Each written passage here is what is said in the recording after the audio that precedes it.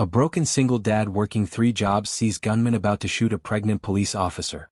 He throws himself in front of the bullets, taking 2 shots to save her and her unborn baby. What happened the next morning brought the entire city to his doorstep, changing his life forever. Before watching full story, comment below from where you watching. Also like and subscribe for more stories. Daniel Wright wiped the sweat from his forehead as he stacked boxes in the warehouse. It was 11 p.m. and he still had 2 more hours left on his shift. His back ached, his feet hurt, and exhaustion pulled at every muscle in his body. But he couldn't stop. He had 2 daughters depending on him. Daniel was 32 years old, but he looked older. The stress of being a single father had added lines to his face and gray to his hair. 3 years ago, his wife Jessica had died in a car accident, leaving him alone with 6-year-old Sophie and 4-year-old Lily. Since then, Daniel had worked 3 jobs to keep his family afloat. During the day, he worked at a construction site. In the evening, he delivered pizzas. And at night, he loaded trucks at this warehouse. He slept maybe 4 hours a night, sometimes less. But his daughters never knew how hard things were. Every morning, Daniel made them breakfast with a smile. He braided their hair, packed their lunches, and walked them to school. He never missed a parent-teacher meeting. He never forgot a birthday. He never let them see him cry. "Daddy, why are you always so tired?"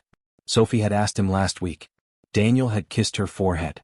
"I'm not tired, princess. I'm just thinking about how lucky I am to have you and Lily." It was a lie, but a necessary one. His daughters didn't need to know that the electricity bill was overdue. They didn't need to know that he sometimes skipped meals so they could eat. They didn't need to know that their father was slowly breaking under the weight of it all. Officer Rebecca Martinez was 7 months pregnant and still on patrol duty. Her captain had offered her desk duty, but Rebecca refused. She was stubborn like that. She wanted to work until the last possible moment. "You should be home resting," her partner Officer Chin told her as they drove through the neighborhood. "I'm pregnant, not sick," Rebecca shot back. But the truth was Rebecca was scared. She was going to be a single mother. The father of her baby had left when she told him she was pregnant. He didn't want the responsibility. He didn't want to be tied down. So Rebecca was facing motherhood alone, just like Daniel was facing fatherhood alone. Neither of them knew that their paths were about to cross in the most unexpected way. Daniel's route home from the warehouse took him through a rough neighborhood. It was faster than taking the main roads, and every minute mattered when he only had 4 hours to sleep. It was 1 a.m. when he turned onto Maple Street. The street lights were broken and darkness covered everything. Daniel was thinking about Sophie's upcoming school play and how he needed to find money for her costume. That's when he heard the shouting. Daniel stopped walking. Up ahead, he could see a police car pulled over to the side of the road. 2 officers were standing outside talking to 3 men. The situation looked tense. Daniel's first instinct was to turn around and find another route home. He had his daughters to think about. He couldn't get involved in something dangerous. But then he heard one of the men yell, "I don't care if you're a cop." Daniel saw a flash of movement. One of the men pulled out a gun. Time seemed to slow down. The pregnant officer, Rebecca, put her hand up. "Put the gun down. Nobody needs to get hurt." "You should have minded your own business," the man with the gun snarled. Daniel saw what was about to happen. The man's finger moved toward the trigger. Officer Chin was reaching for his own weapon, but he wouldn't be fast enough. The pregnant officer was going to die. Daniel didn't think. He just ran. He sprinted toward them, his tired body suddenly filled with adrenaline. He saw the man pull the trigger. He saw the muzzle flash. And Daniel threw himself in front of Officer Rebecca Martinez. The first bullet hit Daniel in the shoulder. The impact spun him around and he fell against Rebecca, knocking her to the ground. The second bullet hit him in the chest. The third missed completely as Officer Chin returned fire. The 3 men scattered, running into the darkness. Officer Chin was shouting into his radio, calling for backup and an ambulance. But Daniel barely heard any of it. He was lying on the pavement, blood pooling beneath him. Rebecca was beside him, her pregnant belly pressed against the ground. She was crying. "Why did you do that?" she sobbed. "Why?" Daniel tried to speak, but blood filled his mouth. He coughed and managed to whisper, "You're pregnant. The baby. Don't talk. Save your strength. Help is coming." Daniel's vision was getting blurry. He thought about Sophie and Lily. Who would take care of them? Who would braid Sophie's hair? Who would read bedtime stories to Lily? "My daughters," Daniel gasped. "Sophie and Lily. Tell them I love them." "You're going to tell them yourself," Rebecca said firmly, even though tears streamed down her face. "You're not dying. You hear me? You're not dying." but Daniel's eyes were closing. The pain was fading, replaced by a cold numbness spreading through his body. The last thing he heard was sirens in the distance. Then everything went black. Daniel woke up 3 days later in a hospital bed. Machines beeped around him. Tubes ran from his arms. His entire body hurt. A doctor stood beside the bed. "Mr. Wright, you're awake."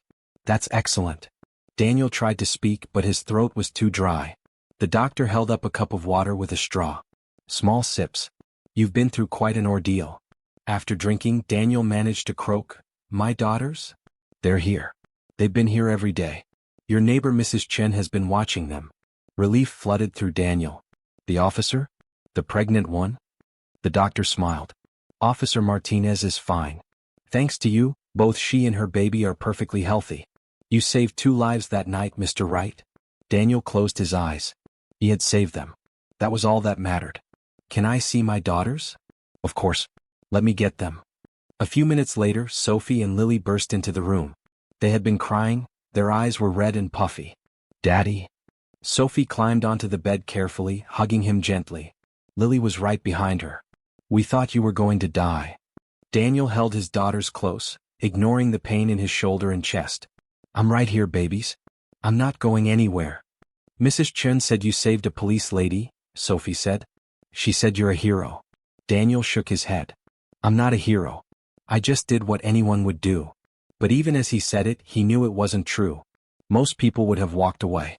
Most people would have protected themselves first. Daniel had chosen differently. And now he was paying the price. Over the next few days, Daniel had many visitors. Mrs. Chen brought him soup. His boss from the construction site came by. Even some of his co-workers from the pizza place stopped in. But the most frequent visitor was Officer Rebecca Martinez. She came every single day, sometimes twice a day. She brought flowers and books and magazines. She sat beside his bed and talked to him about everything and nothing. "You don't have to keep coming," Daniel told her during one visit. "You should be home resting." "You're pregnant." Rebecca smiled. "You sound like everyone else." "I'm fine. And I want to be here." "You saved my life, Daniel. You saved my baby's life." Anyone would have done the same. "No," Rebecca said firmly. "They wouldn't have. Do you know how many people were on that street that night? At least a dozen houses nearby. Nobody came outside. Nobody helped. Nobody except you." Daniel didn't know what to say to that. Rebecca continued, "The doctors told me about your injuries. You were shot twice. One bullet went through your shoulder. The other one hit your chest and stopped just millimeters from your heart. They said if it had gone any deeper, you would have died." Daniel swallowed hard. He had come that close to leaving his daughters alone. "I need to know something," Rebecca said, leaning forward. "Why did you do it? You have 2 daughters. You could have been killed. Why would you risk leaving them orphans?" Daniel was quiet for a long moment. Then he said, "Because I know what it's like to lose a mother. My wife died 3 years ago. Sophie and Lily lost their mom and it destroyed them. I couldn't let your baby go through that.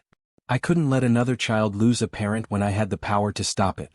Tears filled Rebecca's eyes. "You're a good man, Daniel Wright. I'm just a dad trying to do the right thing." Daniel was released from the hospital after 2 weeks. The doctors said he was healing remarkably well, but he needed to rest. No work for at least 2 months. 2 months without work meant 2 months without income. Daniel didn't know how he was going to pay the bills. He didn't know how he was going to feed his daughters. But he couldn't think about that now. He just needed to get home. Mrs. Chen picked him up from the hospital with Sophie and Lily. As they drove through the neighborhood, Daniel noticed something strange. People were outside lining the street. They were holding signs. "What's going on?" Daniel asked. Mrs. Chen smiled but didn't answer. As they got closer to Daniel's apartment building, Daniel saw that the signs said things like, "Welcome home, hero," and "Thank you, Daniel," and "Our community's guardian." People were clapping and cheering. Daniel felt overwhelmed. "I don't understand." "You're famous," Sophie said proudly. "You were on the news and everything." They pulled up to the apartment building and Daniel saw even more people waiting. Neighbors he had never spoken to. People from the community. Local business owners. And standing at the front of the crowd was Officer Rebecca Martinez. Daniel got out of the car slowly, still weak from his injuries. Rebecca walked over to him with tears in her eyes. "I have something to tell you," she said. "Okay." Rebecca turned to address the crowd. "This man, Daniel Wright, saved my life. He saved my baby's life. He took bullets meant for me and he almost died. When I found out what he was going through, working 3 jobs, struggling to support his daughters alone, I knew I had to do something. She turned back to Daniel. So I started a fundraiser. I shared your story on social media. I talked to local news stations. I reached out to the community. Rebecca handed Daniel an envelope. What is this? Daniel asked. Open it. Daniel opened the envelope with shaking hands. Inside was a check. He looked at the amount and his knees almost gave out. $300,000. That's not possible, Daniel whispered. It's real, Rebecca said, crying openly now. People from all over the country donated. They heard about what you did and they wanted to help. You saved my life, Daniel. Now we're saving yours. Daniel couldn't speak. He just stared at the check in disbelief. But Rebecca wasn't done. That's not all, she said. The mayor's office called. They want to give you the city's Medal of Valor. And several construction companies reached out. One of them wants to offer you a foreman position. Better pay, better hours, full benefits. Daniel's legs gave out and he sat down hard on the curb. Sophie and Lily ran to him, hugging him tight. Daddy, you don't have to work 3 jobs anymore, Lily said. Sophie was crying happy tears. We're going to be okay. Daniel held his daughters and sobbed. For 3 years he had carried the weight of the world on his shoulders. He had worked himself to exhaustion. He had sacrificed everything for his children. And now, in one moment, everything had changed. Over the next few months, Daniel's life transformed completely. He used part of the donated money to pay off all his debts. He bought a small house in a safe neighborhood with a backyard where Sophie and Lily could play. He enrolled them in a better school. He bought them new clothes and toys and books. But he didn't quit working. Daniel took the foreman position at Martinez Construction, ironically owned by Rebecca's uncle. He worked normal hours now, 8 to 5. He had evenings and weekends free to spend with his daughters. For the first time in 3 years, Daniel could breathe. Rebecca continued to visit regularly. As her pregnancy progressed, Daniel and his daughters became her support system. They went to doctor's appointments with her. They helped her set up the nursery. They became family. I don't have anyone else, Rebecca admitted one evening. My parents died when I was young. I don't have siblings. The baby's father is gone. You 3 are all I have. Then you'll always have us, Daniel said. Rebecca went into labor on a Tuesday evening. Daniel was at home making dinner when she called, her voice tight with pain. It's time. The baby's coming. Daniel dropped everything. He called Mrs. Chin to watch Sophie and Lily, then drove to Rebecca's apartment. He helped her into his car and drove to the hospital, staying calm even though Rebecca was screaming through contractions. You're going to be fine, Daniel said, holding her hand. You're the strongest person I know. I'm scared, Rebecca admitted between contractions. I know. But you're not alone. I'm right here. Daniel stayed with Rebecca through the entire labor. He held her hand. He encouraged her. He didn't leave her side for even a moment. At 11:47 p.m., Rebecca gave birth to a healthy baby boy. She named him Daniel. I want him to grow up knowing about the man who saved his life before he was even born, Rebecca said, exhausted but glowing. I want him to know what real courage looks like. Daniel looked down at the tiny baby in Rebecca's arms and felt tears stream down his face. This little life existed because of a choice he had made. Because he had run toward danger instead of away from it. He's perfect, Daniel whispered. Do you want to hold him? Daniel carefully took baby Daniel in his arms. The infant looked up at him with dark eyes, and Daniel felt his heart expand in a way he didn't think was possible. Hello, little one, Daniel said softly. Welcome to the world. Life had settled into a comfortable rhythm. Daniel's house had become the center of a new kind of family. Rebecca and baby Daniel lived just 2 blocks away. They came over for dinner almost every night. Sophie and Lily adored baby Daniel, constantly fighting over who got to hold him. Daniel's new job was going well. He had been promoted to senior foreman with an even better salary. He had health insurance now. He had a retirement account. He had stability. But more than that, he had love. Because somewhere along the way, Daniel and Rebecca had fallen for each other. It happened slowly. It started with friendship, with gratitude, with mutual respect. But over months of dinners and doctor's appointments and late-night conversations, it had grown into something deeper. One evening after the children were asleep, Daniel and Rebecca sat on his back porch watching the stars. I need to tell you something, Rebecca said quietly. Daniel's heart raced. What is it? I'm in love with you. Daniel turned to look at her.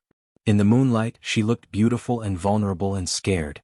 I know it's complicated, Rebecca continued. You have your daughters. I have Daniel. We're both still healing from our pasts.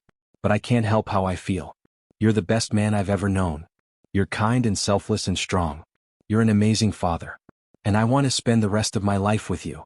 Daniel reached over and took her hand. I love you too. I have for months now. I just didn't know how to tell you. Really? Really? Rebecca smiled through her tears. So what do we do now? We build a life together. You, me, Sophie, Lily, and baby Daniel. We become a family. I'd like that. Daniel leaned in and kissed her softly. It was their first kiss and it felt like coming home. 6 months later, Daniel and Rebecca got married in their backyard. It was a small ceremony with close friends and neighbors. Sophie and Lily were flower girls wearing matching pink dresses. Baby Daniel, now walking and babbling, was the ring bearer with help from Mrs. Chen. Officer Chen, Rebecca's former partner, was the best man. He gave a speech about the night Daniel saved Rebecca's life. I've been a cop for 15 years, Chen said. I've seen a lot of people run away from danger. But Daniel ran toward it. He didn't hesitate. He didn't think about himself. He just acted. And because of his courage, my partner and her son are alive today. Daniel isn't just a hero. He's family. The crowd applauded. Daniel wiped tears from his eyes. When it was time for vows, Rebecca went first. Daniel, you saved my life before you even knew me. You sacrificed everything for me and my son. You showed me that real love is selfless. It's brave. It's choosing someone else's life over your own. You've given me a family when I had none. You've given my son a father. You've given me hope. I promise to love you fiercely for the rest of my life. I promise to stand by you the way you stood in front of bullets for me. I promise to be your partner, your friend, your love, always. Daniel's voice shook as he gave his vows. Rebecca, when I ran toward you that night, I thought I was just saving a stranger. I didn't know I was saving my future. You've transformed my life in ways I can't even explain. You've given me strength when I was weak. You've given my daughters a mother who loves them. You've shown me that it's okay to accept help, to lean on someone, to not carry everything alone. I promise to protect you and Daniel with everything I have. I promise to be the man you deserve. I promise to love you until my last breath. They kissed as husband and wife while their children cheered. The Wright Martinez household was wonderfully chaotic. Sophie was 13 now, a straight-A student who wanted to be a doctor. Lily was 11 and had just joined the soccer team. Daniel Jr., as they called him to avoid confusion, was 5 years old and starting kindergarten. And there was a new addition, Emma, a baby girl that Rebecca and Daniel had together. Daniel owned his own construction company now. Rebecca had been promoted to detective. They had moved to a bigger house with enough bedrooms for all the children and a huge backyard where they hosted regular barbecues. Officer Chen came to every barbecue. Mrs. Chen did too. The neighborhood had become a real community, centered around the family that had almost been torn apart by violence but instead had been forged by courage. One Saturday evening, Daniel stood on his back porch watching his children play. Sophie was helping Daniel Jr. learn to ride a bike. Lily was pushing Emma on the baby swing. Rebecca stood beside him, her hand in his. What are you thinking about? Rebecca asked. About that night, Daniel admitted. About how everything changed in one moment. Do you regret it? Running toward the danger? Daniel looked at his wife, at his children, at the life they had built together. Not for a second. That moment of courage gave me everything I have now. It gave me you. Rebecca leaned her head on his shoulder. You know what I tell people when they ask about that night? What? I tell them that you didn't just save my life. You saved me. I was so alone, so scared, so convinced that I had to do everything by myself. And then you appeared, this stranger who cared more about my baby than his own safety. You taught me that people can be good. That heroes exist. That love is real. Daniel kissed the top of her head. We saved each other. Yes, we did. Sophie graduated from high school as valedictorian. In her speech, she talked about her father. My dad is the strongest person I know, Sophie said to the crowd. Not because he's physically strong, though he is, but because he's emotionally strong. When my mom died, he could have given up. When he was working 3 jobs and barely sleeping, he could have complained. When he saw a stranger in danger, he could have walked away. But he didn't. He never gave up. He never complained. He never walked away. He ran toward the danger. He took bullets for someone he didn't even know. And because of his courage, I have a family today. I have a mother who loves me. I have siblings. I have a life filled with love. My dad taught me that being strong isn't about being fearless. It's about being afraid and doing the right thing anyway. That's the lesson I'm taking with me to college and into the rest of my life." The audience gave her a standing ovation. Daniel cried openly, proud beyond words. After the ceremony, the family gathered for photos.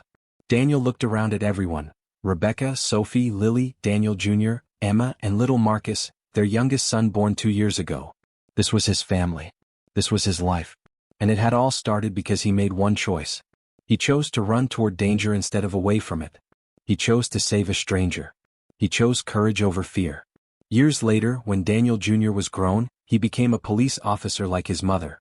On his first day of training, the instructors told the story of Officer Rebecca Martinez and the civilian who had saved her life.